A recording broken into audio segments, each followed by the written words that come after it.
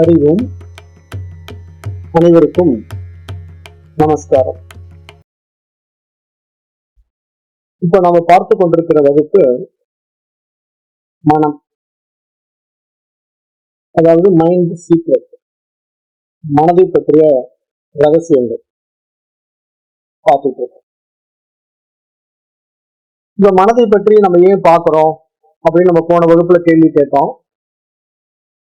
ஏன்னா இப்ப நமக்கு வாழ்க்கையில ஒவ்வொருத்தருக்கும் மகிழ்ச்சி தேவைப்படுது, நல்ல மனநிலை தேவைப்படுது அப்படிங்கறத நம்ம நடைமுறையில பார்க்கிறோம்.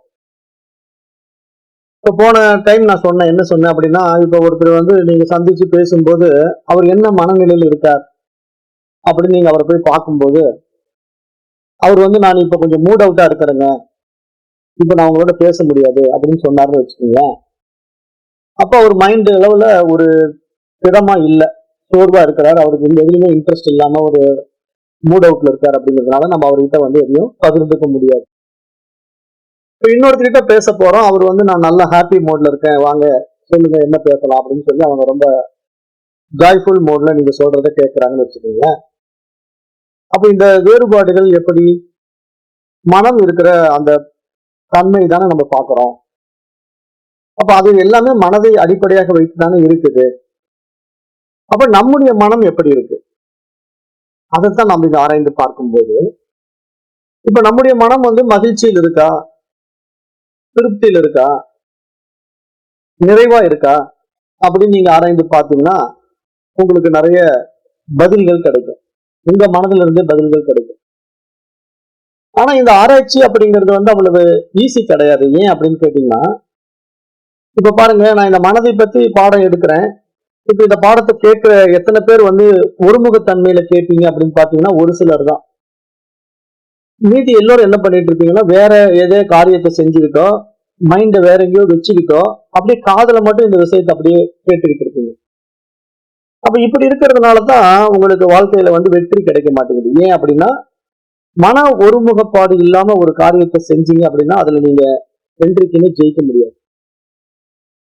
அதுதான் இங்க சாஸ்திரம் நமக்கு ஆழமா சொல்லி கொடுத்து நம்மள நிகழ்காலத்துல பயணம் பண்ண சொல்லுது. நீங்க எதை செஞ்சாலும் சரி அந்த நிகழ்வுல இருங்க. நீங்க ஏன் கடந்த காலத்தை திட்டமிடுறீங்க, அல்லது நடந்து முடிந்தத வருத்தப்பட்டு வருத்தப்பட்டு இப்படி ஆகி போச்சு அப்படி ஆகி போச்சு அப்படின்ட்டு அதை பத்தியே சிந்தனை பண்ணிட்டு இருக்கீங்க. அல்லது எதிர்காலத்துக்கு நான் அப்படியாக போறேன் இப்படியாக போறேன். இப்படிதான் பெரும்பாலானவருடைய மனம் ஒண்ணு நிகழ்காலத்திலே இருக்கிறது இல்லை. எப்ப பார்த்தாலும் கடந்த கால நினைவுகள். நான் அப்படி வாழ்ந்தேன் தெரியுமா, 1947 இப்படி இருந்தேன், 76 அப்படி பண்ணிட்டு இருந்தேன், 84 இப்படி முடிச்சேன், அப்படி இப்படின்னு தன்னுடைய சுய பெருமைகளை கடந்த கால நிகழ்வுகளை பேசுகின்ற மனம் தான் அதிகமான நடைமுறையில் நம்ம பார்க்கிறோம். இன்னொருத்தர் ஒரு சாரர் பார்த்தீங்கன்னா எதிர்கால திட்டமிடல். அவங்க கிட்ட போய் நீங்க பேச உட்காந்தீங்கன்னா அவங்க என்ன சொல்லுவாங்கன்னா, என்னங்க எதிர்காலத்தையே திட்டமிடாம இப்படி வாழ்ந்துட்டு இருந்தா எப்படி நீங்க பழைக்க போறீங்க, இன்னொரு 10 வருஷம் கழிச்சு என்னென்ன மாற்றம் நடக்க போகுது, என்னென்ன நடக்கும் தெரியுமா, நீங்க இப்பயே இப்படி இருந்தீங்கன்னா அப்புறம் 10 வருஷம் கழிச்சு நீங்க இந்த சர்வைவலே ஆக முடியாது. திட்டமிடுங்க, நீங்க எப்படி எதிர்காலத்தை வடிவமைச்சுக்கிறது, எப்படி நம்ம சரியானபடி வாழ்றது, நம்ம 10 வருஷம் கழிச்சு நம்ம என்ன பலனை அடையணும், அதுக்கு இப்ப நம்ம என்ன செய்ய போறோம், இப்படிங்கிறதெல்லாம் திட்டமிடணும் இல்லையா. திட்டமிடாம நீங்க எப்படி வாழ்றீங்க அப்படின்னு உங்களுக்கு நிறைய பேர் சொல்லுவாங்க இல்லையா. அப்ப இந்த இருசாரருடைய கருத்துக்களை நம்முடைய மனசு உள்வாங்கும் போது ஒரு விதமான குழப்ப நிலையை அடைவதை நம்ம நடைமுறையில பார்க்கிறோம். அப்ப இந்த மாதிரி விஷயங்களை உள்வாங்குவதில் நமக்கு போதுமான புரிதல் இல்லாததுனாலதான் நம்ம இதுல வெற்றி பெறவும் மறுக்கிறோம் என்று நம்ம இங்க பார்க்கிறோம். அப்ப நான் கடந்த வகுப்புல உங்களுக்கு சொன்னேன், மனம் அப்படின்னா அது கண்ணாடி அப்படின்னு ஒரு ஓமானம் கொடுத்தனா. இப்ப நிறைய பேர் நீங்க எப்படி மைண்ட்ல சிந்தனை பண்ணிருப்பீங்கன்னா, மனம்னா கண்ணாடி. அப்ப இவர் என்ன சொல்றாருன்னா, கண்ணாடினா முகம் பார்க்கும் கண்ணாடி மாதிரி தூய்மையா வச்சுக்கணும். அப்ப இவர் கண்ணாடின்னு சொல்லிட்டாரு. அப்ப நான் மனசை தூய்மையா வச்சுக்க போறேன், இன்னைக்கு நான் எந்த சிந்தனையும் சிந்திக்க மாட்டேன், அந்த குப்பைகளை மனசுல ஏத்திக்க மாட்டேன், அப்படியே நான் சைலன்ஸுக்கு போறேன் அப்படின்னு ஒரு தியான முறையை தேர்ந்தெடுத்துக்கிட்டு அப்படியே அமைதியா உட்காந்துக்கிட்டு ஒரு ரூம்குள்ள கதவை பூட்டிக்கிட்டு நான் சைலன்ஸா இருக்கிறேன் அமைதியா இருக்கிறேன்ட்டு நீங்க உட்காந்து பாருங்களேன். உங்களால அப்படி எந்த எண்ணங்களும் இல்லாம உட்கார முடியுமான்ட்டு முடியவே முடியாது. ஏன்னா நீங்க நான் சொன்ன விஷயத்தை தவறா புரிஞ்சுக்கிட்டீங்க. நான் என்ன சொன்னேன், மனம் என்பது ஒரு கண்ணாடின்னு சொல்லிட்டேன். இப்ப மனம் என்பது கண்ணாடி. அப்ப கண்ணாடி என்றால் தூய்மையாக இருக்க வேண்டும். தூய்மையாக இருக்கின்ற கண்ணாடியில் தான் பிரதிபிம்பிக்கின்ற உருவங்கள் பிரகாசமாக பிரதிபிம்பிக்கும். அதுல பாதரசம் போயிருந்தா சரியா பிரதிபிம்பிக்காது, அல்லது புகைப்படிகள் இருந்தா சரியா பிரதிபிம்பிக்காது அப்படின்னு இவர் எப்படி சொல்றாரு? உண்மைதானே, நடைமுறை நம்ம பாக்குறோமே. கண்ணாடியில சொன்ன மாதிரி புகைப்படிச்சிருந்தா என் முகம் சரியா தெரியல, பாதரசம் போயிருந்தா என்னுடைய முகம் சரியா தெரியல. அப்ப நான் என்னுடைய கண்ணாடி சுத்தமா வச்சுக்கிட்டா நான் ரொம்ப தெளிவா தெரிய போறேன். அதே மாதிரி தானே மைண்ட். இவ்வளவுதானே சொல்ல வரீங்க. பண்ணிட்டா போகுது. மைண்டை பியூர் பண்ணிக்கணும், பியூரிபிகேஷன் பண்ணிக்கணும். இப்பயே பண்ணிக்கிறேன் அப்படின்னு நினைச்சுக்கிறீங்க இல்லையா?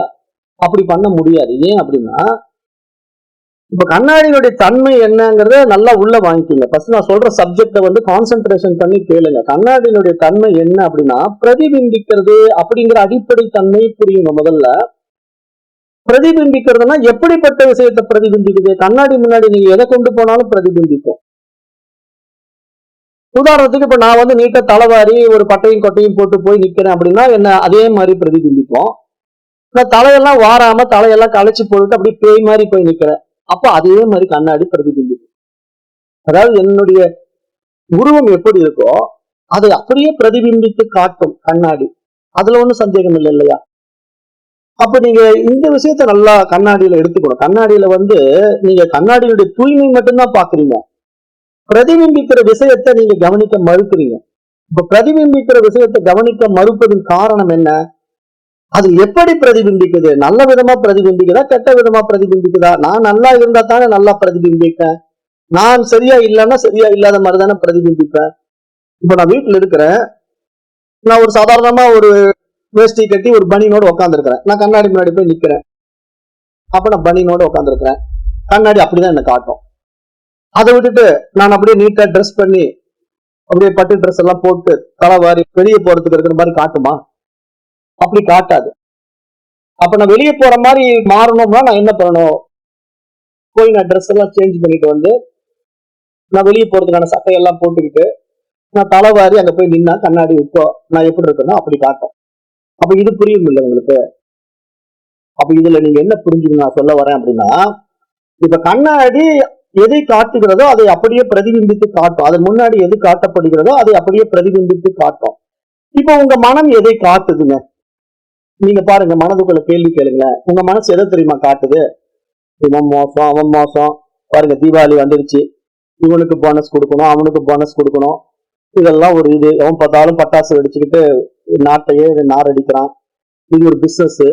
இதுல இத்தனை மக்கள் இப்படி அப்படி, எவனும் உருப்படி இல்லை, நாடே மோசம், நாட்டு மக்களே மோசம், அப்படி இப்படி நீங்க மனசுக்குள்ள என்னென்ன விஷயங்களை வெளிப்படுத்துறீங்களோ இது என்னங்க? இதெல்லாம் உங்க கண்ணாடி தானே, உங்க மனம் தானே பிரதிபிம்பிக்குது.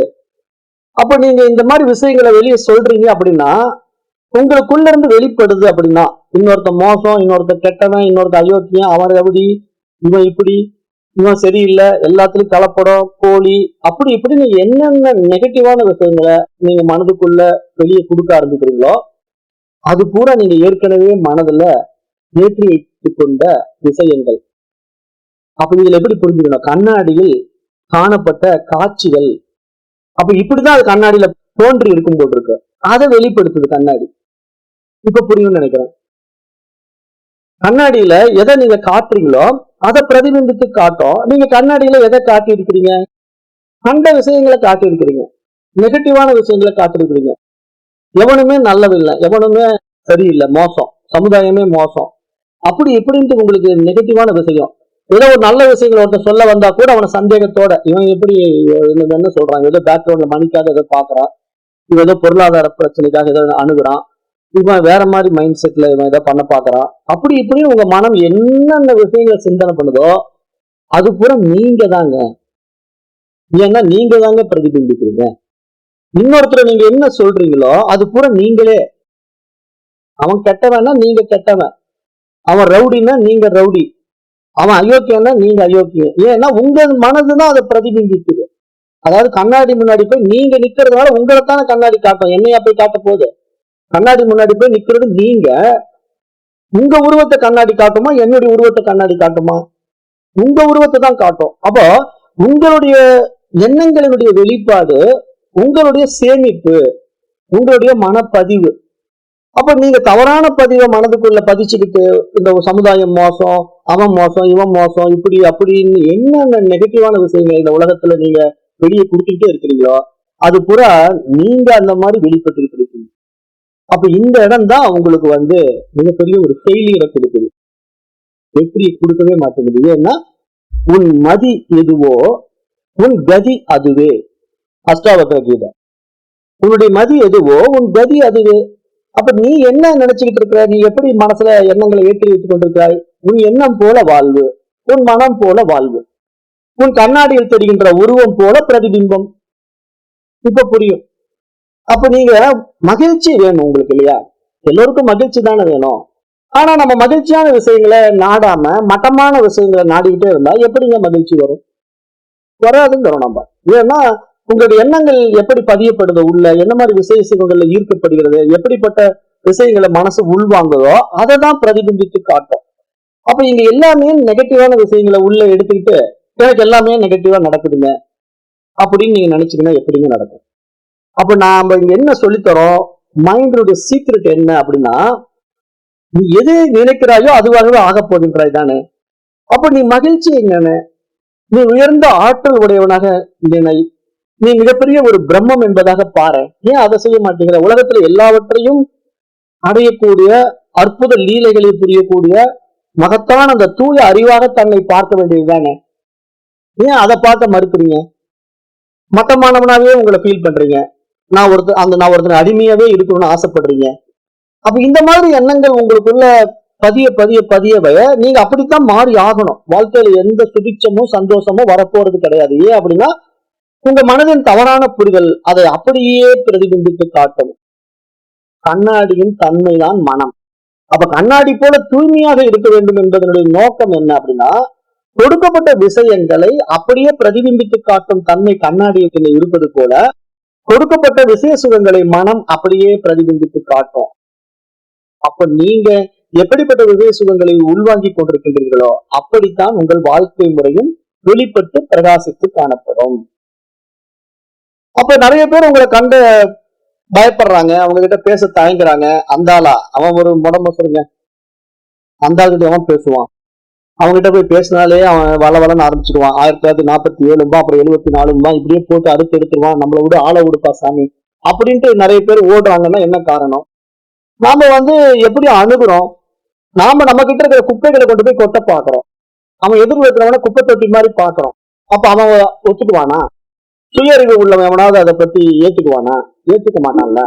அவன் உங்களை கண்டு ஒதுங்குறான், உங்களை கண்டு பயப்படுறான், உங்களை கண்டு விலகுறான் அப்படின்னா நீங்க உங்க இடத்துல இருக்கிற தவறை நீங்க திருத்திக்கிறீங்க தவிர அவனை திருத்துறதுக்கு நீங்க போய் அறிவுரைகளை வழங்கி என்ன மாற்றம் நடக்க போகுது?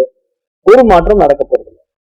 அப்ப மனம் அப்படிங்கிற ஒரு விஷயத்த நம்ம கண்ணாடி அப்படின்னு சும்மா வெளிப்படையா பார்த்துட்டா மட்டும் போதாது. அந்த கண்ணாடியினுடைய தன்மை என்ன அப்படிங்கிறது நீங்க ஆழமா புரிஞ்சுட்டா அந்த கண்ணாடி எதையெல்லாம் காட்டுகிறதோ அதையெல்லாம் பிரதிபிம்பித்து காட்டும். அப்ப நீங்க நல்லதை காட்டினா நல்லதை பிரதிபிம்பிக்கும் கண்ணாடி, கெட்டதை காட்டினா கெட்டதை பிரதிபிம்பிக்கும். அந்த பிரதிபிம்பிக்கின்ற உருவம் தெளிவா இருக்கணும்னா கண்ணாடி தெளிவா இருக்கணும். அப்ப அது மாதிரி இப்ப நீங்க நல்ல விஷயங்களை வெளிப்படுத்தணும்னா நீங்க நல்லதை உள்ள காட்டணும். அப்ப நல்லதை உள்ள காட்டணும் அப்படின்னா நீங்க இந்த உள்ளத்தை தூய்மையா வச்சுக்கணும். இவ்வளவுதான விஷயம். இது உங்களால புரிஞ்சுக்க முடியுது அப்படின்னா இப்ப உங்களுக்கு தெரியும். இப்ப எப்படிங்க நான் நல்ல விஷயங்களை உள்ள வச்சுக்கிறேன் அப்படின்னா நான் நல்ல விஷயங்களை உள்ள ஸ்டோர் பண்ணி வச்சிருக்கிறேன்னா அப்ப நான் நல்ல விஷயங்களே உள்வாங்கி கொள்ள வேண்டும் நீங்க சொல்றீங்க. அப்ப நல்லதெல்லாம் எடுத்துக்கணும் அப்படின்னா அதுக்கு ஏதாவது ஸ்டோரேஜ் பாயிண்ட் இருக்கா? நான் இப்படி எல்லாம் எடுத்து நல்லதெல்லாம் உள்ள பதிவு பண்ணிக்கிட்டு அந்த நல்லதை பூரா வெளிப்படுத்துறதுக்கு அப்படின்னு கேட்டீங்கன்னா இப்ப இங்க நீங்க புரிஞ்சுக்கணும், கண்ணாடி என்ன பண்ணுது? உள்ள ஸ்டோர் பண்ணி வைக்குதா? உங்களே வச்சுக்கலாம், வேற பொருள் கூட வேண்டாம். இப்ப நீங்க போய் கண்ணாடி முன்னாடி நிக்கிறீங்க, பனியனோட போய் நின்னுட்டீங்க. அப்படியே பனியனோட அவங்கள ஒரு போட்டோ மாதிரி எடுத்து வச்சுக்கிட்டு அப்புறம் அடுத்து நீங்க சட்டை போட்டு போய் நின்ன உடனே ஆஹா நான் ஏற்கனவே உங்களை பனியனோட ஸ்டோர் பண்ணிட்டேன், இப்ப நான் உங்களை பனியனோட தான் காட்டுவேன், இப்ப நீங்க சட்டையை போட்டு வந்திருக்கீங்க, அப்ப நான் உங்களை இனிமேல் சட்டையாட்டம் காட்ட மாட்டேன் அப்படின்னு சொல்லுமா கண்ணாடி?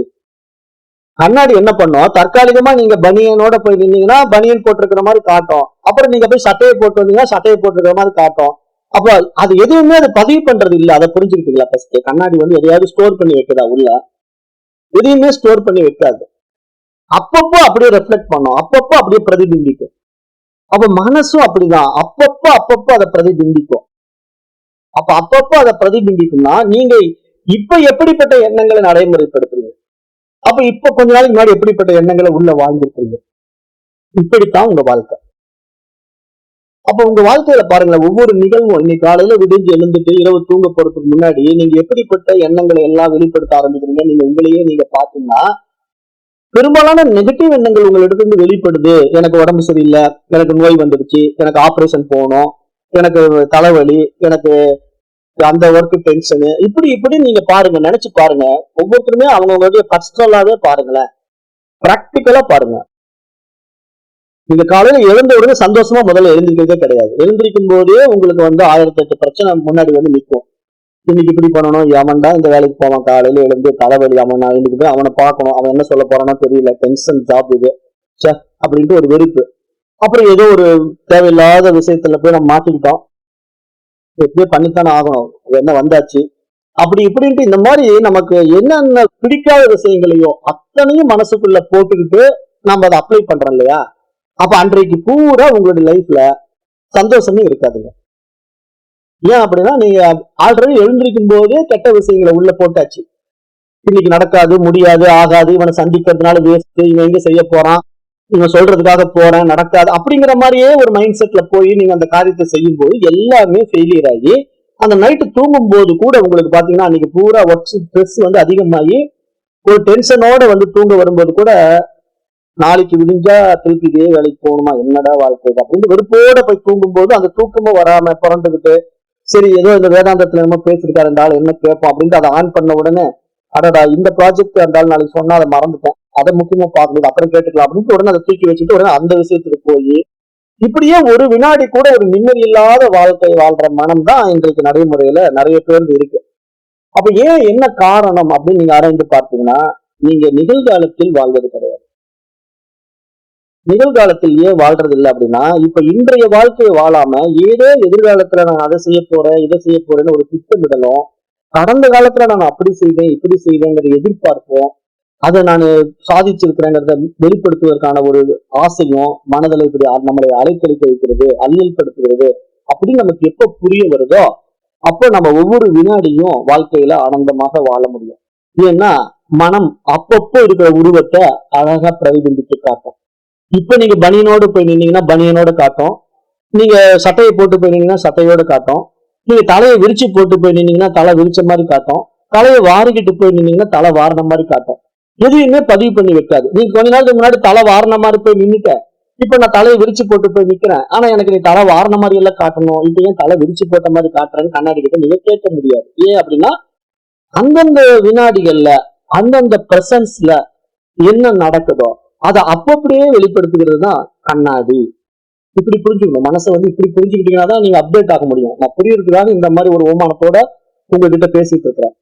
அப்ப நீங்க ஏதோ ஒரு விளையாட்டுத்தனமா இதை கேட்டுட்டு கண்ணாடின்ட்டாரு அது என்ன பியூர் தானே அப்படின்னு கடந்து போகக்கூடாது. அப்படி கடந்து போறவங்க தான் அதிகம். அப்படி கடந்து போறவங்க தான் வெற்றி பெறுவதை நாம் வெற்றி பெற முடியாததை நம்ம பார்க்கிறோம். அப்ப நீங்க இதுல என்ன இங்க புரிஞ்சுக்கணும்னா, நாம் எங்க தவறு செய்யறோம், நம்ம இடத்துல எப்படிப்பட்ட தவறுகள் விதைக்கப்பட்டிருக்கு, எந்த மாதிரி எண்ணங்களை நம்ம அதிகமா வெளிப்படுத்தி கொண்டே இருக்கிறோம் அப்படிங்கறத நீங்க நடைமுறையில ஒவ்வொருத்தரும் தனிப்பட்ட முறையில பாருங்களேன். நல்லதே சிந்திக்கிறது கிடையாது. ஏதேனும் ஒரு நெகட்டிவான விஷயம் தான் முதல்ல வரும். ஒரு விஷயத்த நம்ம கொடுக்கணும்னா அதுல ஏதோ உள்நோக்கம் இருக்குமா, இவனுக்கு இதை ஏன் கொடுக்குறான் அப்படிங்கிற ஒரு நெகட்டிவ் தாட் ஃபர்ஸ்ட் வந்துடுது. அது வந்தாலே உங்களுக்கு அந்த லைஃப் அந்த இடத்துல ஃபெயிலியர் ஆயிடும். ஏன்னா அது கொடுக்கறதே நீங்க தான் தெரியாததுனால. இந்த மனம்ங்கிற ஒரு விஷயத்த நீங்க பெரும்பாலானவங்க எப்படி பாக்குறீங்க அப்படின்னா, எண்ணங்களுடைய தொகுப்பு தான் மனம் அப்படின்னு உங்களுக்கு தெரிஞ்சா மட்டும் போதாது, அந்த எண்ணங்கள் எப்படி என்னிடத்தில் எழுகின்றது, ஏற்ற வைக்கப்பட்டவைகளாக இருக்கிறது, மற்றவர்களால் கொடுக்கப்பட்ட விஷய சுகங்களாக இருக்கிறது. அப்ப அப்படிப்பட்ட விஷய சுகங்களை நான் எப்படிப்பட்ட விஷயமாக உள்ள வச்சுக்கிட்டு இருக்கிறேனோ அதை அப்பப்ப நான் வெளிப்படுத்திக்கிட்டு இருக்கிறேன். அப்ப நான் நெகட்டிவான விஷயங்களை உள்ள வச்சுக்கிட்டு இருந்தேன்னா என்னுடைய வெளிப்பாடுகள் பூரா நெகட்டிவாவே இருக்கும்.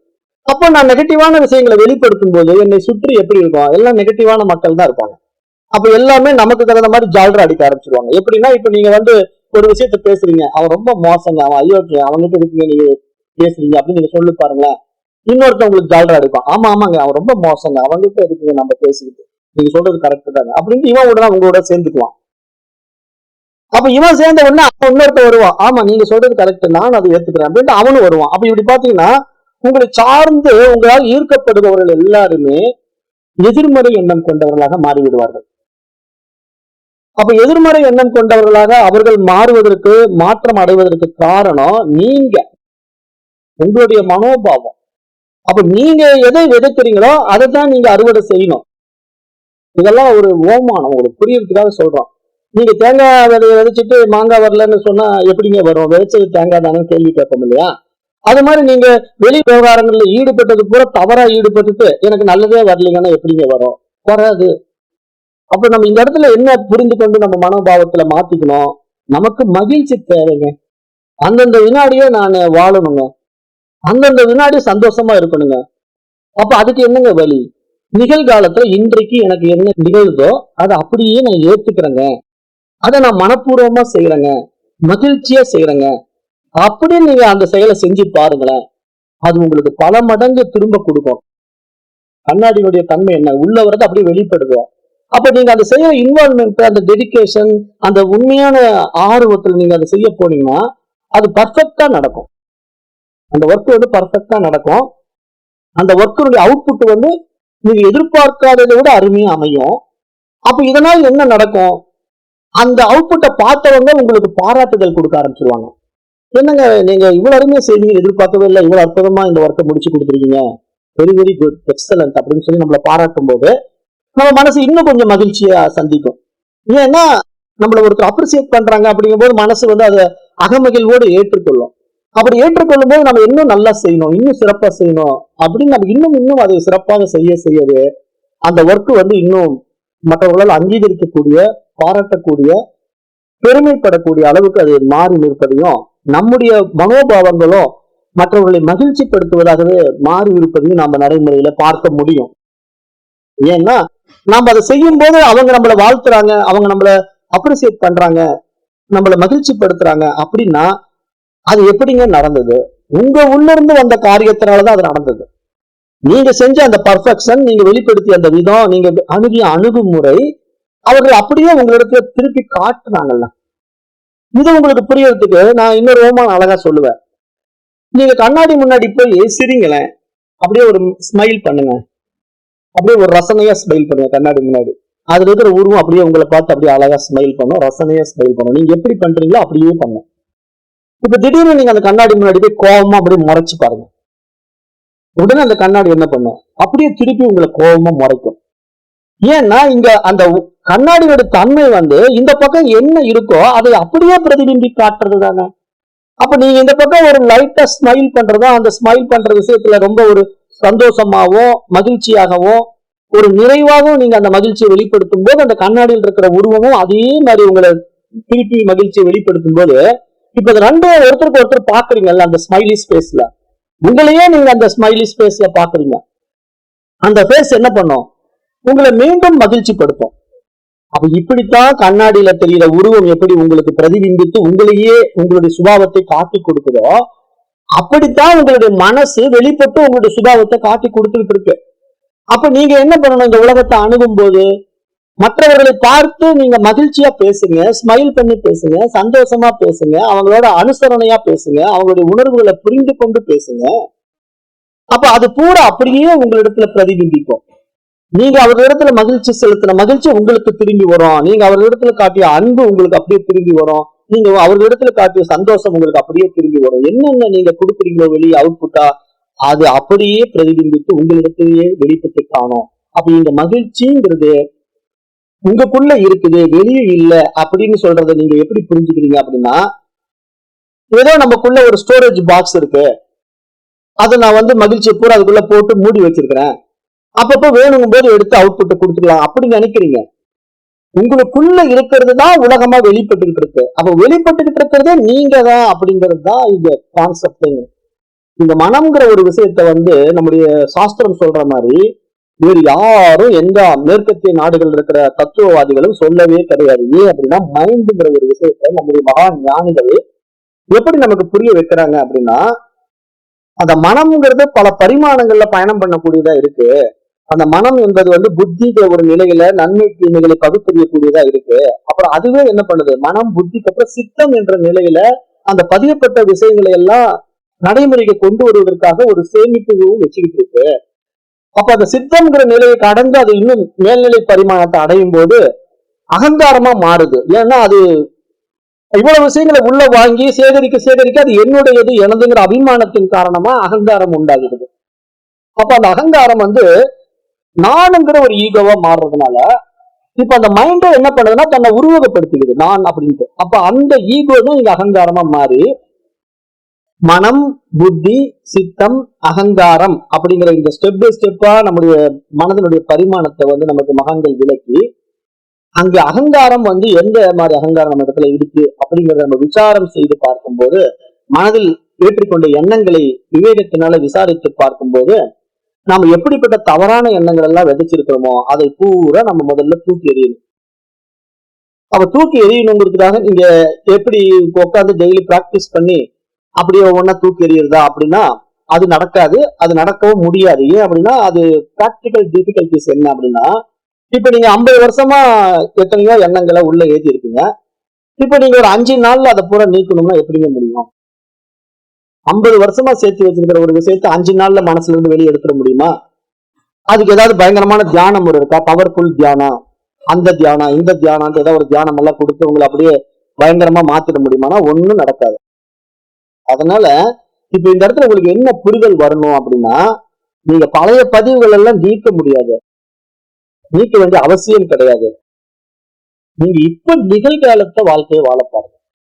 இந்த பிரசன்ஸ்ல உங்களுக்கு என்ன கொடுக்கப்பட்டிருக்கோ அதை அனுபவிக்க பாருங்க. இன்றைக்கு உங்களால சந்தோஷமா இருக்க முடியுதா அதை மட்டும் செய்யுங்க. நீங்க எதிர்கால திட்டமிடுதலோ கடந்த காலத்தை மாற்றுறதுக்கோ என்னவும் பண்ண வேண்டாம், எதையும் முயற்சி பண்ண வேண்டாம். கடந்த காலத்தை மாத்திரன்ட்டு உட்காந்துக்கிட்டு நீங்க மைண்டுக்குள்ள போய் எண்ணங்களை ஆராய்ந்து பார்த்து இப்ப எனக்கு இதெல்லாம் கெட்ட எண்ணமா தோன்றுறது, இதை நான் நீக்கிறேன் அப்படின்னு ஒரு பெரிய சார்ட் போட்டு அதுல பூரா எழுதி இதெல்லாம் டிக் பண்றேன், இதெல்லாம் இன்ட்டு போட்டுறேன், இதெல்லாம் வேண்டாம், இதெல்லாம் டிக், இப்படி எல்லாம் பண்ணிட்டு உட்காந்து இருந்தீங்கன்னா இன்னும் மனதை வந்து பூதாகரமா மாறிடும். அப்ப இந்த மனதை வந்து நீங்க கட்டுப்படுத்தவே முடியாது. ஏன்னா மனம்ங்கிறது வந்து உங்க கட்டுப்பாட்டை மீறி இன்னும் உங்களுக்கு மேலும் மேலும் ஏதோ கட்டளைகளை கொடுத்து உங்களை பயங்கர பிஸியா வச்சுக்கிட்டு இருக்கோம். அப்ப நீங்க ஏதோ பயங்கரமா மைண்ட் அப்படியே ரிசர்ச் பண்ணி அந்த மனதையே மாத்த போறங்கிற மாதிரி ஒரு ஆராய்ச்சியாளரா மாறி கடைசியில என்ன நடக்கும் தெரியுமா? மென்டல் ஆகிறது நடக்கும். நிறைய பேர் அப்படிதான் ஆயிடுறாங்க. நிறைய பேர் பாத்தீங்கன்னா மனப்பிறழ்வு ஏற்பட்டுடுது. மனதுல போய் இந்த மாதிரி தேவையில்லாம விஷயங்களை ஆராய்ஞ்சு அதை பற்றி கருத்துக்களை வெளிப்படுத்த தெரியாம மனதுக்குள்ளேயே அடக்கி ஒடுக்குறேன், மனதை அடக்குறேன், என்னென்னமோ பயிற்சி, அதுக்காக பயிற்சி வேற அதெல்லாம் எடுத்துக்கிட்டு பண்ண போய் கடைசியில என்ன ஆயிடுதுன்னா மனம் வந்து பிறழ்வு அடைந்து விடுகிறது. மனப்பிறழ்வுனா என்னன்னா, அந்த மனம்ங்கிறத புத்திங்கிற விஷயத்துல போய் பகுத்தறிய தெரியாம பதிவுகளா மாத்தி அந்த பதிவுகளை அப்ளை பண்ண முடியாம, ஏன் அப்ளை பண்ண முடியல, அது நல்லதா கெட்டதான்னு பகுத்தறிய தெரியாத ஒரு குழப்ப நிலை மனசு. அப்ப குழப்ப நிலையான மனது வந்து அதை அப்ளை பண்ணவும் தெரியாம அதுல சிக்கி அதை ஒடுக்கி அடக்கி அதை வந்து அப்படியே வெடிக்கிற மாதிரி வெளிப்படுத்தும் போது அது ட்ரிக்கர் ஆகுதுன்னு சொல்லுவோம். நம்ம எப்படி சொல்லுவோம்னா மைண்ட் வந்து ட்ரிக்கர் ஆகுறது அப்படின்னா, திடீர்னு மண்டையில அப்படியே பயங்கரமான ஒரு சூடு அடிக்கும். அப்படி சூடு அடிச்ச உடனே அப்படியே ஒரு தலைவலி வர்றதுல திடீர்னு ஒரு தலைவலி, அப்படியே கொஞ்ச நேரத்துல அவனுக்கு அப்படியே மண்டையை வெடிக்கிற மாதிரி மாறும். எதுக்காக இப்படி ஆச்சுன்னே தெரியாது, அப்படியே ஒரு மாதிரி டென்ஷன் ஆகி அப்படியே படுத்துட்டு இருப்பான், பிபி ஏறின மாதிரி. அப்புறம் பாத்தீங்கன்னா அவனுக்கு ஒரு நிதானமே இருக்காது. இப்ப இதெல்லாம் வந்து ஏதோ தவறான பயிற்சி முறையிலயோ தவறான இந்த மாதிரி ஈடுபாடுகள்லயும் வந்து மாட்டிக்கிட்டவங்க நிறைய பேர் இப்படி வந்து பிரெயின் ஸ்ட்ரோக்னு சொல்லுவாங்க. அதாவது பிரெயின் ஸ்ட்ரோக்னா ரத்த குழாய் வந்து வெடிச்சிடும் உங்களுக்கு தெரியாம. அதெல்லாம் நுண்ணிய நரம்புகள் இருக்கும். அந்த நுண்ணிய நரம்புகள் என்ன பண்ணும்னா இந்த மாதிரி நமக்கு தேவையில்லாத ஒரு விஷயத்த உள்ள போட்டு அடக்கி அடக்கி அதை வந்து ரொம்ப இது பண்ணும். மனம் அப்படிங்கிற ஒரு விஷயம் வந்து இந்த மாதிரி புற விஷயங்கள்ல எதுலையாவது போய் சிக்கிக்கிட்டு அதை வந்து மாற்றம் பண்ணுவதற்கு முயற்சி எடுத்து மேலும் மேலும் அது பிரவர்த்தியிலேயே போய் சிக்கி சின்ன பின்னமாய் நம்மள அப்படியே ஒரு மாதிரி மனநோயாளியா மாத்தி விட்டுரும். அப்ப அந்த மனநோயாளியா நம்ம மாறாம நம்ம வந்து மனம் நம்மளை எப்படியெல்லாம் ஆட்டி படைக்குது அப்படிங்கிறத ஆராய்ந்து பார்க்காம இப்போ நிகழ்வுல அந்த அறிவோட நம்ம இணைஞ்சு வாழ கத்துக்கிட்டோம் அப்படின்னா நம்முடைய வாழ்க்கை வந்து ஆனந்தமா சுபிட்சமா மகிழ்ச்சியா ஒவ்வொரு வினாடியும் நம்ம ரசிச்சு ருசிச்சு நிறைவா பூரணமா ஆனந்தமா வாழ முடியும்.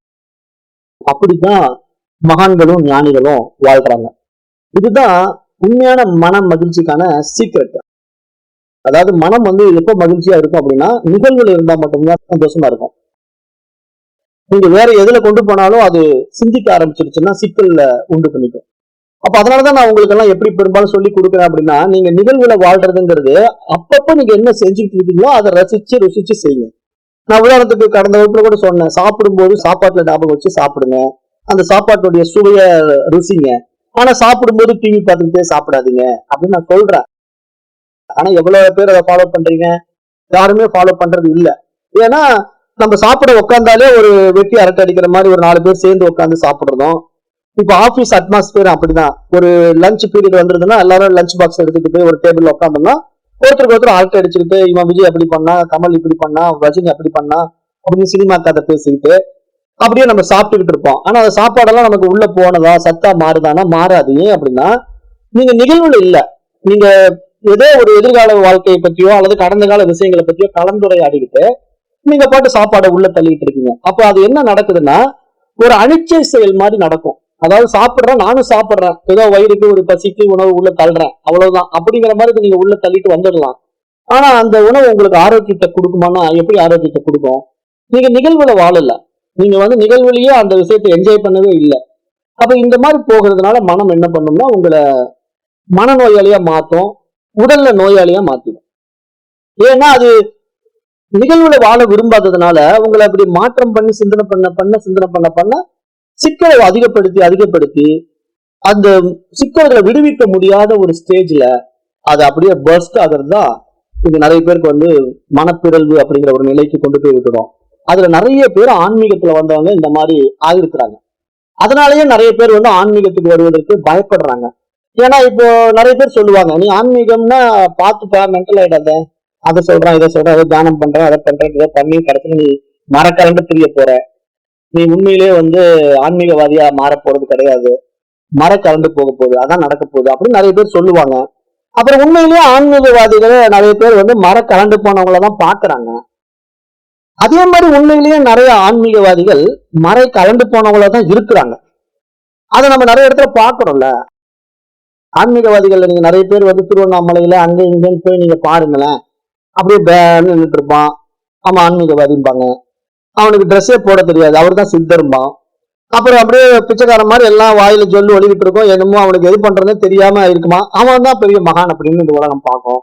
அப்ப இந்த மாதிரி ஆன்மீகம்னா இப்படி மனப்பிறகு ஏற்பட்டவர்கள் எல்லாம் ஆன்மீகவாதிகளா மாத்திக்கிட்டு அது பண்றதுக்கு நம்ம இப்படி எல்லாம் ஏதோ பயிற்சி பண்ணாதான் அப்படி ஆக முடியும் போல் இருக்கு, அப்ப சித்தரா மாறணும்னா நம்ம இப்படி எல்லாம் செய்யணும் போல் இருக்கு, அப்படி இப்படின்ட்டு மனம் இந்த மாதிரி தவறான புரிதல்களை உள்ள வாங்கி வாங்கி வாங்கி இப்படி சிக்கி சின்ன பின்னமாய் கொண்டிருக்கிறத நம்ம எப்ப புரிஞ்சுக்கிறோமோ அப்பதாங்க நம்ம மனதை உயர்பரிமாண அறிவு நிலைக்கு உயர்த்த முடியும்.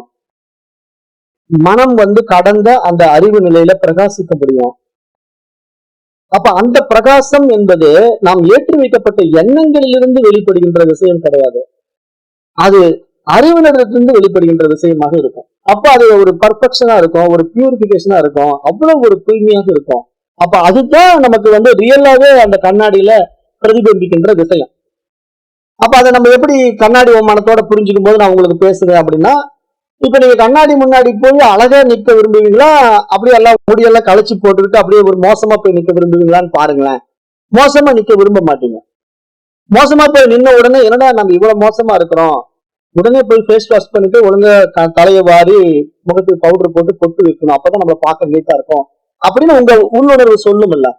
அப்ப உடனே நீங்க என்ன பண்ணுவீங்க, காலையில எழுந்த உடனே நேரா பாத்ரூம் போவீங்க, பிரஷ் பண்ணுவீங்க, முகம் கழுவீங்க, அப்புறம் உடனே தலையை வாரிட்டு பவுடர் போட்டு ஒரு பொட்டை வச்சுக்கிட்டு அப்புறம் நீங்க வீட்டுக்குள்ள குழந்தை ஆரம்பிச்சீங்கன்னா தான் உங்களுக்கு ஒரு சாட்டிஸ்பாக்சனா இருக்கும். தூங்கி எழுந்த உடனே அப்படியே போய் கண்ணாடி முன்னாடி நின்று பார்த்த உடனே ஒரு பேய் மாதிரி தெரியுதுன்னா இப்படியே நம்ம இன்னைக்கு இப்ப ஓட்டலாம் அப்படின்னு மனசு நினைக்குமான்னா நினைக்காது. ஏன்னா நம்முடைய ரியாலிட்டியே தூய்மையா இருக்கணும், பர்ஃபெக்டா இருக்கணும், நம்மளை பார்க்கும்போது மற்றவங்க மதிக்கணும் அப்படிங்கிறது தான் நம்ம உண்மை தன்மை. எல்லாரும் அப்படிதான் நினைப்போம். யாருமே நம்மளை இன்னொருத்த மதிக்க கூடாதுன்னு நினைக்க மாட்டோம். நம்ம எல்லாருமே இன்னொருத்தர் நம்மளை மதிக்கணும், மரியாதை கொடுக்கணும், நம்மளை சரியான முறையை அணுகணும் அப்படின்னு தான் ஒவ்வொருத்தரும் நினைப்போம். ஏன் அப்படின்னா அது நம்முடைய ரியாலிட்டி. யாருமே இவன் வர்றவன் என்ன மிதிக்கணும், என்னை உதாசீனப்படுத்தணும், என்னை உதைக்கணும் அப்படின்னு யாராவது நினைப்போமா? யாருமே அப்படி நினைக்க மாட்டோம். ஆனா அந்த நினைப்பை நம்ம நடைமுறைப்படுத்துறதுல தான் நம்ம தப்பு பண்றோம். அதாவது நல்லதை நினைக்கிறோம், ஆனா அதை நடைமுறைப்படுத்துற மாதிரி நம்ம வாழ்றோமா அப்படின்னா வாழ்றது இல்ல. அதுதான் நான் சொல்றேன், பிராக்டிக்கலுக்கு வர்றது இல்ல, தியரி மட்டும் தெரிஞ்சு வச்சுக்கிறோம். அப்ப நம்ம நல்லதை நினைச்சா நல்லது நடக்கும்னு தெரியும், ஆனா நல்லதை நினைக்க மாட்டோம், நல்லதை செய்ய மாட்டோம். அப்ப இதுதான் நம்ம கிட்ட இருக்கிற ப்ராப்ளம். இதை வந்து எப்ப சால்வ் பண்றீங்களோ, இதை ரெக்டிஃபை பண்றீங்களோ, அப்ப மட்டும்தான் உங்க வாழ்க்கையில வந்து மகிழ்ச்சி அப்படிங்கிற ஒரு முழுமையான நிறைவை, அந்த தூய்மையான அந்த ஆத்ம பிரகாசத்தை, அந்த அறிவு ஒளிய அனுபவமாக்க முடியும். அப்படிங்கிறது இந்த மகான்கள் நமக்கு சுட்டி காட்டுவதுதான் இந்த மனம் அப்படிங்கிற ஒரு மிக ஆழமான விஷயமா நம்ம இதை பார்க்கலாம். அப்ப இதுக்காக ஏதாவது சாதனைகள் இருக்கா அப்படின்னா, சாதனைகள் அப்படிங்கிறது ஒவ்வொருத்தரும் ஒவ்வொரு விதமா கொடுத்துருக்குறாங்க. சாதனைகள் அப்படின்னா, இப்ப பக்தியில வந்து நீங்க பூஜை செய்யறது ஒரு சாதனை, ஜபம் பண்றது ஒரு சாதனை, மந்திரங்களை உபாசனை பண்ணிக்கிட்டே இருக்கோம், அல்லது பக்தி பாடல்களை கேட்கறது. அப்ப இதெல்லாம் வந்து ஒரு சாதனைகளா நீங்க எடுத்துக்கொண்டு ஏன் செய்றீங்க அப்படின்னா, அந்த மனதை வந்து அந்த தன்மையில வச்சுக்கிறதுக்காக. அதாவது எங்கேயோ ஆர்ப்பரித்து கொண்டு வேற விசேஷங்கள்ல மூழ்கி இருக்கிற மனசை கொண்டு வந்து தற்காலிகமா அந்த பூஜையில நிறுத்துறீங்க, தற்காலிகமா அந்த பக்தி பாட்டுல நிறுத்துறீங்க, தற்காலிகமா அந்த தியானத்துக்குள்ள கொண்டு வந்து நிறுத்துறீங்க. இப்ப எல்லாம் எதுக்கு பண்ணணும் அப்படின்னா, அந்த மனம் வந்து எங்கெங்கயோ அலையாம அந்த ஒருமுக பாட்டுக்கு வரணும் அப்படிங்கிறதுக்காகவே இந்த கர்மகாண்டம் வந்து நமக்கு வடிவமைக்கப்பட்டிருக்கு. அப்ப இந்த கர்மகாண்டத்தினுடைய வழிமுறைகள் பலவாறாக இருக்கட்டும், ஆனா நம்ம என்ன செய்யறோம் அப்படின்னா, அந்த வழிமுறைகள்னால நமக்கு ஒரு சடங்கு சம்பிரதாயமாக மாற்றிக்கிறோம். அப்படி மாற்றும் போது என்ன ஆயிடுதுன்னா, அதை போய் சிக்கிக்கிறோம். சிக்கிக்கிட்ட பிறகு இப்ப என்ன சொல்றோம், இப்ப நீங்க பக்தி பண்ணா மன அமைதியாகும் அப்படின்னு சொல்லி ஒரு பக்தி மார்க்கத்தை மகான்கள் காட்டி கொடுத்த உடனே, அந்த அந்த பக்தி மார்க்கத்துல நீங்க என்ன பண்றீங்கன்னா தேவதைகளை மாத்த போறீங்க. அது எப்படி உங்க மனசு அதுல போய் மாட்டிக்குது அப்படின்னா, இப்ப பக்தி செய்யுங்க அப்படின்னா உங்களுக்கு பிடித்தமான ஒரு தேவதையை வழிபாடு பண்ணுங்க. உங்களுக்கு சிவன் பிடிச்சிருக்குன்னா சிவனை வழிபாடு பண்ணுங்க, அல்லது உங்களுக்கு நாராயணனை பிடிச்சிருக்குன்னா நாராயணனை வழிபாடு பண்ணுங்க அப்படின்னு மகான்கள் வந்து நமக்கு ஒரு வழி காட்டுறாங்கன்னு வச்சுங்களேன். அதை வந்து சமயங்களா வகுத்து கொடுத்துருக்காங்க, சன் மார்க்கங்களா நமக்கு நடைமுறைப்படுத்தி இருக்காங்க. அப்போ ஒவ்வொருத்தரும் ஒவ்வொரு பாதையில வந்து நம்முடைய வழியில போகிறத அனுமதிச்சிருக்காங்க. ஆதிசங்கரர் தான் வந்து அதை நமக்கு 6 சமயங்களா நமக்கு பிரிச்சு கொடுத்தாரு. ஆரம்பத்துல வந்து மத்த இந்த மாதிரி மன ஒருமைப்பாடு எப்படி பண்றதுன்னு தெரியாம அலைப்பாய்ந்து கொண்டிருந்த பொழுது நேரடியா அவங்களை அத்வைத மார்க்கத்துல கொண்டு வருவது கஷ்டம்னு அவருக்கு புரிஞ்சுக்கிறதுனால அவர் என்ன பண்ணிட்டாருன்னா 6 மார்க்கங்களை உண்டு பண்ணி, அது தானாபத்தியம், சைவம், வைணவம், கௌமாரம், சௌரம் அப்படின்ட்டு சமயங்களை உண்டு பண்ணி இந்த சமய பாதையில நீங்க பயணம் பண்ணுங்க, உங்களுக்கு விருப்பமான தேவதைகளை வழிபாடு பண்ணுங்க அப்படின்னு அவங்க சொல்லி கொடுத்ததுல இப்ப நமக்கு என்ன ஆயிடுச்சுன்னா, மன ஒருமுகப்பாட்டுக்கு தான் அந்த தேவதைன்னு தெரியாம அந்த தேவதையே வந்து ஒரு அபிமானமா வச்சுக்கிட்டதுனால இன்னொரு தேவதையை வந்து காழ்ப்புணர்ச்சியோட பாக்குற ஒரு பழக்கம் நம்ம கிட்ட வந்துருது பாருங்க. அப்ப அந்த காழ்ப்புணர்ச்சி என்ன பண்ணுதுன்னா, இப்ப என்னுடைய தேவதை வந்து உயர்ந்தது, சிவபெருமான் உயர்ந்தது, நாராயணன் மட்டம், அப்புறம் சக்தி வந்து சிவபெருமானுக்கு கீழே தானே, நீங்க வந்து அம்பாளை உபாசிக்கணும், அம்பாள் எங்கிருந்து வந்தா, சிவம் சக்தி இல்லை, சக்தியிலேயே சிவம் இல்லைன்னு சொல்றாங்கல்ல.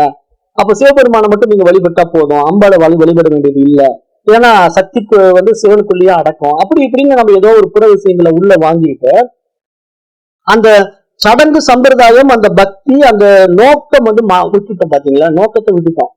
ஆனா அதுல இருக்கிற விவகாரங்களை எடுத்துக்கிட்டு இதுல விதண்டாவாதம் பண்ணிக்கிட்டு நம்ம வாழ்க்கை இப்படி ஓட்டுறதுனால நமக்கு மன தூய்மை உண்டாகுமா? அந்த பக்தி உண்மையான பக்தியா?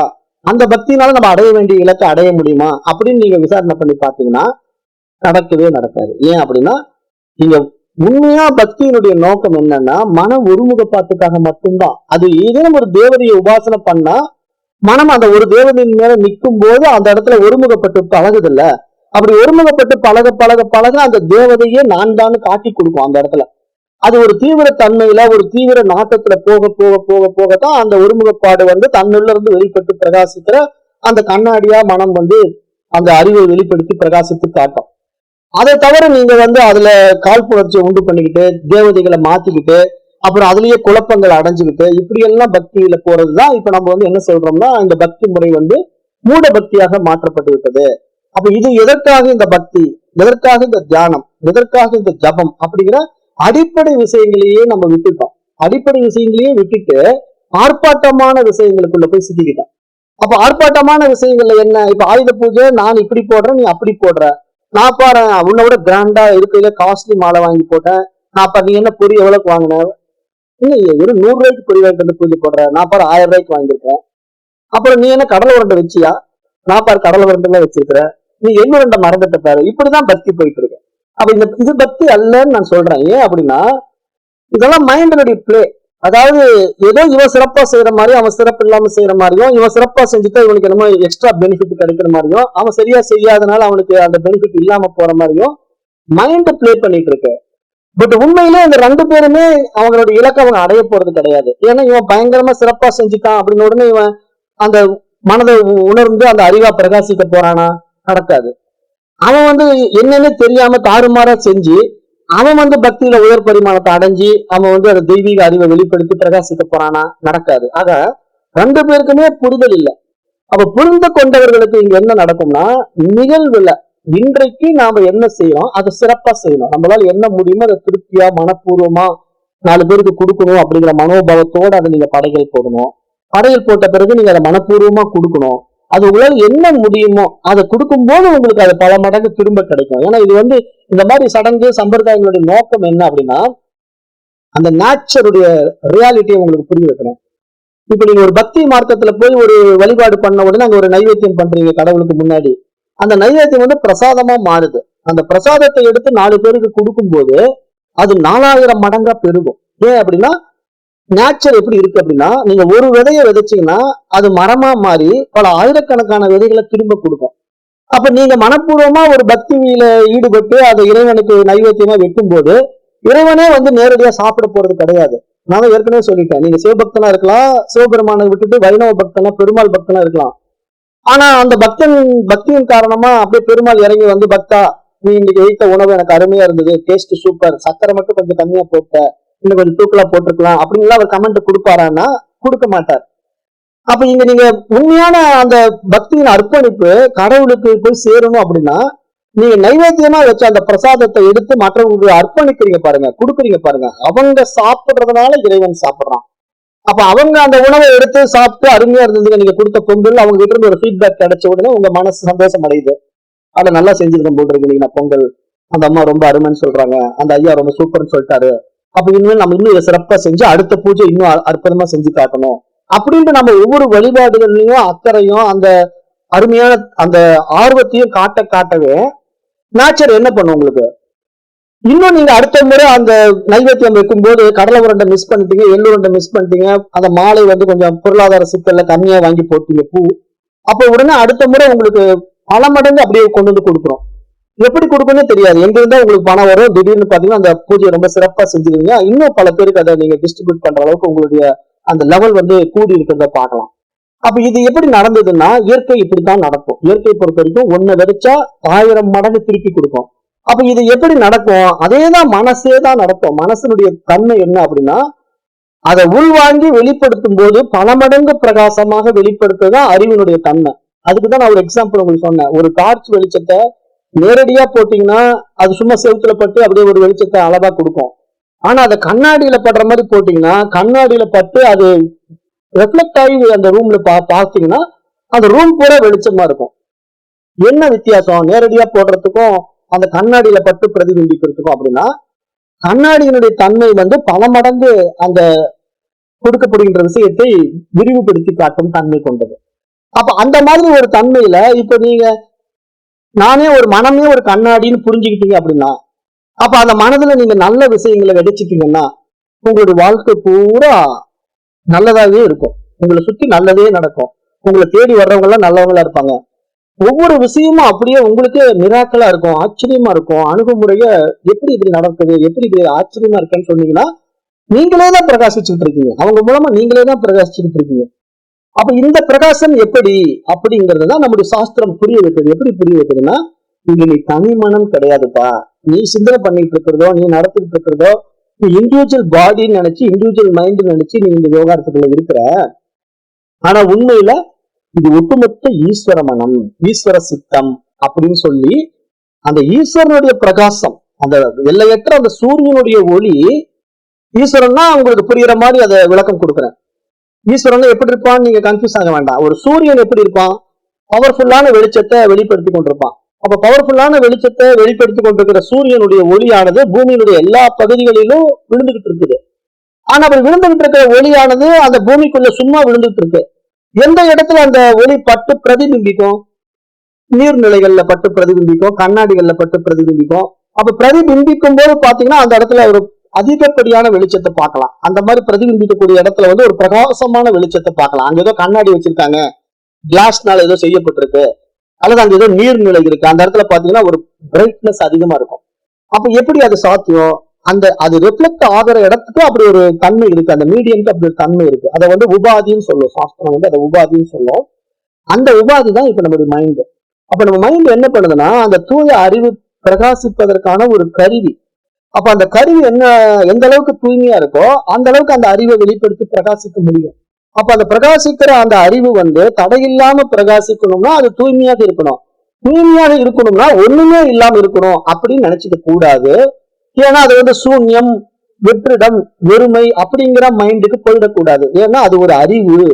அப்ப அந்த அறிவை பிரகாசிக்கும் போது நீங்க அந்த அறிவை முழுமையாக உள்வாங்கி வெளிப்படுத்தும் போது நீங்க இந்த உலகத்துக்கு ஒரு அறிவாளியாக காணப்படுவீங்க.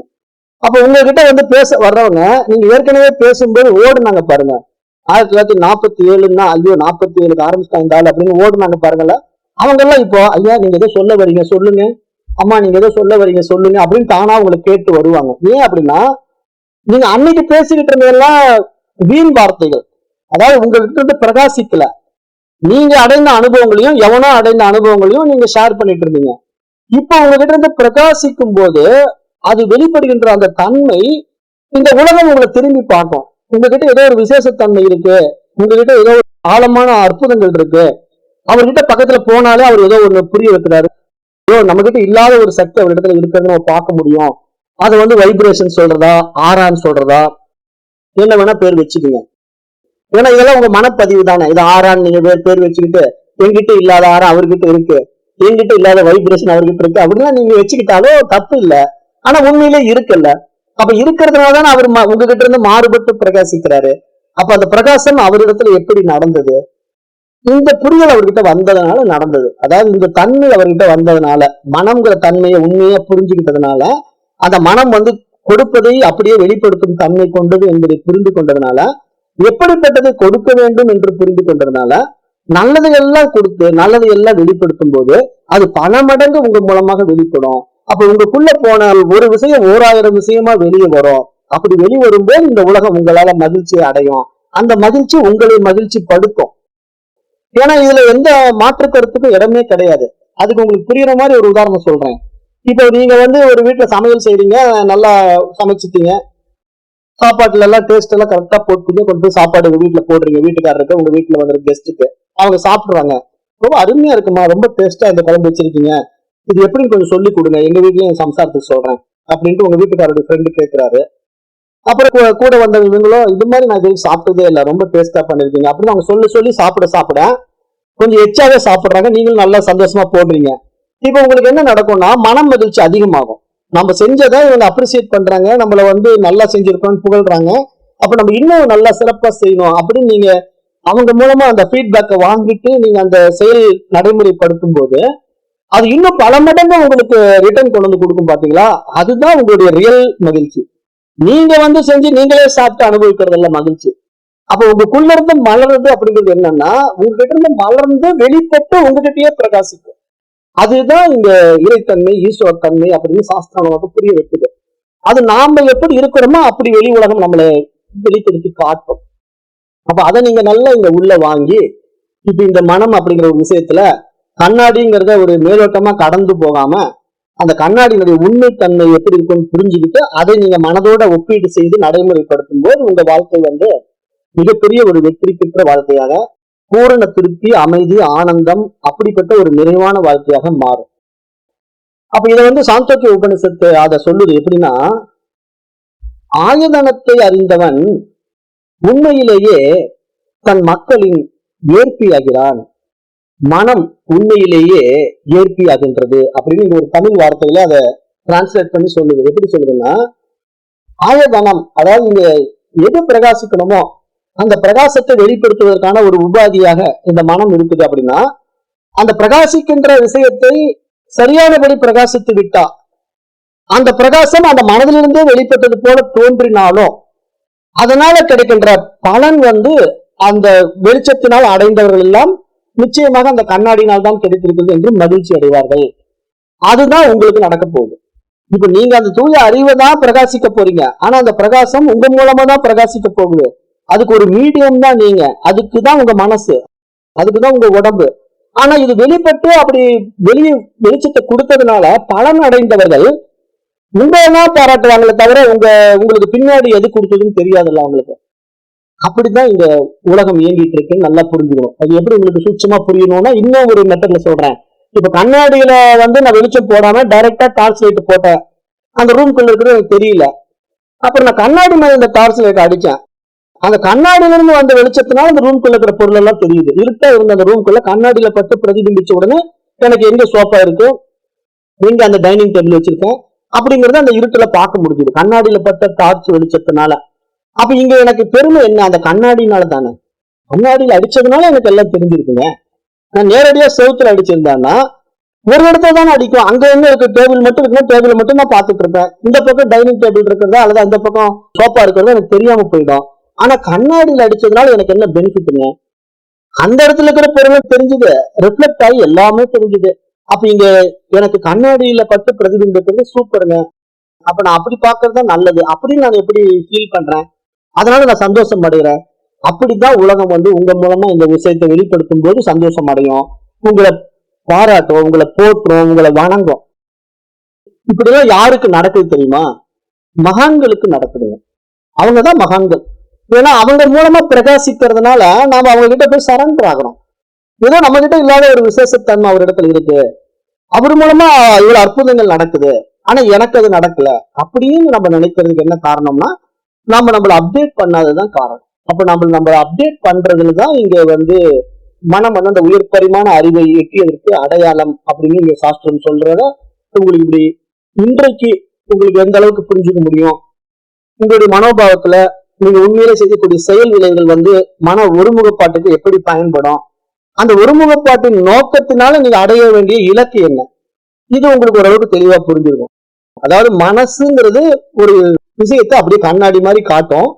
நீங்க நல்லதை மட்டும் மனசுல இருந்து கொடுங்க, உங்களை சுத்தி நல்லது நடக்கும். நீங்க கெட்டதை கொடுத்தீங்கன்னா உங்களை சுத்தி கெட்டது நடக்கும். அதுல எந்த சந்தேகமும் இல்லை. இதை தெளிவா புரிஞ்சுக்கிட்டு இன்னைக்கு இருந்து நீங்க எப்படி மாறணும் அப்படின்னா எல்லாத்தையும் பாசிட்டிவா பாருங்க, நெகட்டிவா பார்க்காதீங்க. எல்லாம் நல்லதே, எது நடந்தாலும் நல்லதுக்கு, இது ஏதோ ஒரு நல்லது நிமித்தம் நடந்திருக்கு, இதெல்லாம் நல்லதா நடக்கும், அது நல்லதாவே மாறும் அப்படின்னு நினைங்க பாருங்க, அது நல்லதா மாறிடும். இப்ப ஒரு விஷயம் உங்களுக்கு இப்படி தப்பா நடக்குது, ஒரு புரியுற மாதிரி சொல்றேன். இப்ப நீங்க பைக்ல போயிட்டே இருக்கீங்க, திடீர்னு ஸ்கிரிப்ட் ஆகி நீங்க அந்த இடத்துல பைக்ல இருந்து விழுந்துட்டீங்க. உடனே காலில் அடி செராய்ப்பு. அப்புறம் உடனே பக்கத்துல தூக்கி விட்டு சீக்கிரம் ஒரு இது போடுங்க, ஆயின்மெண்ட் போடுங்க, டெட்டால் தடவுங்கன்னு சொல்றாங்க. சரின்ட்டு நீங்க ஒரு வாரமா உட்காந்து ஒரு டெட்டால் பாட்டில் வாங்கி தடவிக்கிட்டு ஒரு ஆயின்மெண்ட் போட்டு வீட்டுக்கு வந்துட்டீங்க. இப்ப உங்க மனசு எப்படி அதை பார்க்கும்? எந்த மூஞ்சில முடிச்சுட்டு போனோம், கீழே விழுந்து சேராச்சுக்கிட்டு இப்ப நான் வேலையே போக முடியாம ஆயிடுச்சு அப்படின்னு நீங்க நெகட்டிவா நினைச்சீங்க வச்சுங்களேன், அது உங்களுக்கு ஒரு தோல்வியை கொடுக்கும். இதுவே ஏதோ ஒரு பெருசா வர வேண்டியது இருக்கும் போல் இருக்கு, நான் இதே இன்னும் கொஞ்சம் தூரம் போயிருந்தேன்னா லாரியில அடிபட்டு அந்த இடத்துல நான் ஸ்பாட் அவுட் ஆயிருப்பேன். அப்ப நான் லாரியில அடிபடுவதை தடுக்கிறதுக்கு இயற்கை என்ன பண்ணிருக்கு, என்ன சேவ் பண்ணிருக்கு. அப்ப இந்த இடத்துல வேணும்ட்டு என்ன ஸ்கிரிப்ட் பண்ணி கீழே விழ வச்சு எனக்கு ஒரு சிராய்ப்போட என்ன வீட்டுக்கு அனுப்பிச்சு வச்சிருக்கு. சோ அப்ப நேச்சர் எதை செஞ்சாலும் ஏதோ ஒரு கிஃப்டா செய்து, எனக்கு நல்லதுக்கு செய்து அப்படின்னு நீங்க இந்த விஷயத்த பாசிட்டிவா பார்த்துட்டீங்கன்னு வச்சுக்கோங்களேன், அப்படியே லா ஆஃப் அட்ராக்ஷன், பிரபஞ்ச ஈர்ப்பு விதி என்ன பண்ணும்னா உங்களை சுற்றி நல்லதை கொண்டு வந்து சேர்த்துடுங்க. எல்லா நல்லதும் உங்களை தேடி வரும். அப்படியே நல்லவங்க எல்லாம் உங்களை தேடி வருவாங்க. ஏன்னா நீங்க யாரையுமே நெகட்டிவா பார்க்கல, கீழே விழுந்ததையும் நெகட்டிவா பார்க்கல, எல்லாமே பாசிட்டிவா எடுத்துக்கிட்டீங்க. அப்ப பாசிட்டிவ் வைப்ரேஷன் உங்ககிட்ட அப்படியே பிரகாசிக்க பிரகாசிக்க உங்களுக்கு எது நடந்தாலும் நல்லதா பார்க்க பார்க்க பார்க்க உங்களை சுத்தி தானாவே நல்லது வர வர அதுதாங்க உங்களை மகிழ்ச்சியா வச்சுக்க முடியும். வேற என்ன செஞ்சாலும் எது நடந்தாலும் இது சரியில்லை, அவன் மோசம், இவன் மோசம், ஏன் இப்படி நடந்தது, இன்னைக்கு நேரமே சரியில்லை, இன்னைக்கு டைம் சரியில்லை, ஜோசியக்கார மோசம், அப்படி இப்படி நீங்க நெகட்டிவான விஷயங்களை விதைக்க விதைக்க விதைக்க அது உள்ள போய் இன்னும் பல பரிமாணங்கள்ல வெளிப்பட்டு 2 நாளைக்கு முன்னாடி தாங்க பைக்ல போய் விழுந்தாருங்க, புலம்பிட்டு இருந்தாருங்க, இன்னைக்கு பாருங்க ஆக்சிடென்ட்ல அடிபட்டு போய் சேர்ந்துட்டாருங்க அப்படின்னு ஒரு நியூஸ் வரும். ஏன் 2 நாளைக்கு முன்னாடி பைக்ல அடிபட்டு விழுந்தவரு அதை பாசிட்டிவா எடுத்திருந்தாருன்னா 2 நாளைக்கு அப்புறம் அவர் லாரியில் அடிபட்டு இருக்க மாட்டார். ஆனா அவருக்கு நெகட்டிவா எடுத்துக்கிட்டு அதே நெகட்டிவ் சிந்தனையில எப்ப பார்த்தாலும் எனக்கு இந்த மாதிரி ஆயிடுது, வெளியே போனா தடிக்கிட்டு விழுந்துடுறேன், இன்னைக்கு நேரமே சரியில்லை, மோசம், எனக்கு ஜோசியம் பார்க்கணும், நேரம் சரியில்லை போல் இருக்கு, ஏதோ சனி தசை ஆட்டி படைக்குது போல் இருக்கு, ராகு மேல உட்காந்துட்டான் போல் இருக்கு, இப்படி குரு ஏதோ கொஞ்சம் இன்னைக்கு மறைஞ்சிருக்காருன்னு சொல்றாங்க, அவர் எப்ப வெளிப்படுவாரு, அவர் வரவழைக்கு வழி இருக்கா, இந்த கோயிலுக்கு போலாமா, இப்படிங்கிற கற்பனா விஷயங்கள்ல வாழ்ற வாழ்க்கையில சுபிட்சம் வரவே வராது. ஏன் அப்படின்னா இதெல்லாம் மனம் தவறாக புரிந்து வைத்துக் கொண்டிருக்கிற கற்பனா சக்திகள். உங்களுக்கு சுபிட்சம் வரணும் அப்படின்னா நிகழ்வுல வாழணும், வருவதை ஏற்றுக்கொள்ளணும், அது பிரசாதமா பார்க்கணும், ஈஸ்வர நிகழ்வா பார்க்கணும். அந்த நிகழ்வு நல்லதுக்கு தான் நடக்கும், என்னை சுத்தி எப்பயுமே கெட்டது வராது. ஏன்னா இது என்னை வழி நடத்துகிறதுக்காக இப்படி அனுபவத்தை கொடுக்குது, ஒரு பக்குவத்தை கொடுக்குது, என்னை பரிசோதிக்குது, அப்படிங்கிற பாசிட்டிவ் ஆட்டிடியூட் உங்ககிட்ட டெவலப் ஆக அது நேர்மறை எண்ணங்களா உங்களுக்குள்ள ஸ்டோரேஜ் ஆகி இதுதான் பிரகாசிக்க ஆரம்பித்து உங்களை தேடி வருபவர்களும் உங்க மூலமா பிரகாசிப்பாங்க. அப்ப உங்ககிட்ட அவங்க பேச வரும்போதே பாசிட்டிவா மாறிடுவாங்க. நெகட்டிவான விஷயங்களும் சொல்லவே மாட்டாங்க. சொல்லணும்னு வாயை திறந்தாலும் அவங்களுக்கு வாய் வராது. அப்ப உங்ககிட்ட உங்களுக்கு அந்த மாதிரி நல்ல விஷயத்த பேசிட்டு போயிடுவாங்க. அதுவே நீங்க நெகட்டிவா இந்த மாதிரி ஆயிடுச்சுங்க, அப்படி ஆயிடுச்சுங்க, எனக்கு ஆக்சிடென்ட் ஆயிடுச்சுங்க, மூஞ்சில முழிச்சணும், பூனை குறுக்குல போயிடுச்சு, அன்னைக்கே ஜோசிக்காரன் அந்த ராசி பலன்ல சொன்னா நான் கேட்கல, அப்படி இப்படி நீங்க சொல்லிக்கிட்டு அந்த மைண்ட் செட்லயே நீங்க வாழ்ந்துட்டு இருந்தீங்கன்னா இன்னொருத்த வருவான், ஆமாங்க நாளைக்கு சந்திராஷ்டமம் வெளியே போயிடாதீங்கம்பா. அப்ப உடனே ஆமா அது வேற சொல்றீங்களா, சந்திராஷ்டமம், ஓகே, அது மைண்ட்ல செட் ஆயிடும். அப்ப சந்திராஷ்டமா நீங்க எதுவும் வாயை திறந்து பேச மாட்டேன், பேசினா ரகலை ஆயிடும், உடனே சண்டை ஆயிடும் அப்படின்னு அமைதியா தான் உட்கார்ந்து இருப்போம். அப்பதான் ஒருத்த சொந்தக்காரன் வருவான், வர்றவனை மதிக்கணுமே, வாங்க வாங்கன்னு வீட்டுக்குள்ள கூப்பிட்டு அவனை இன்வைட் பண்ணி அவன் மூலமா ஒய்ஃப் பேச ஆரம்பிச்சு ஒரு பெரிய பிரச்சனையா மாறி அப்பதான் சந்திராஷ்டமா நல்லா வேலை செய்யுது, சூப்பர் அப்படின்னு சொல்லி மைண்ட் அதை கன்ஃபார்ம் பண்ணும். அப்ப எல்லாருமே மைண்டோடைய பிளே. இதை நல்லா புரிஞ்சுக்கீங்க. நீங்க எதை ஈர்க்கிறீங்களோ அது உங்ககிட்ட நடத்தி காட்டும். அப்ப நீங்க எதை ஈர்க்கிறீங்க, நல்லது ஈர்க்கிறீங்களா கெட்டது ஈர்க்கிறீங்களா, அங்கதான் உங்க லா ஆஃப் அட்ராக்ஷன் இருக்கு. அப்ப இந்த லா ஆஃப் அட்ராக்ஷன்ங்கிறது வேற எங்கேயும் இல்ல, உங்ககிட்டயே இருக்கு. நீங்க தான் இந்த பிரபஞ்சம், அதுதான் உங்க மைண்ட், அதுதான் யூனிவர்சல் மைண்ட். இதை நீங்க புரிஞ்சுடுங்க. அப்ப இந்த மனம் என்பது ஒரு மிகப்பெரிய ஒரு மர்மமான விஷயம். இது ஒரு நாள் 1 மணி நேரத்துல சொல்லி புரிய வைக்கவே முடியாது. ஆனா இதை தொடர் பயணத்துல கேளுங்க, உங்களுக்கு எந்த அளவுக்கு உயர் பரிமாண அறிவா நீங்க பிரகாசிக்க முடியுங்கிறத நீங்க இந்த பாடத்திட்டத்தின் மூலமா உணர முடியும் என்று கூறி நேரம் கருதி நான் வகுப்பை நிறைவு செய்கின்றேன். நன்றி. ஓம் தத் சத்.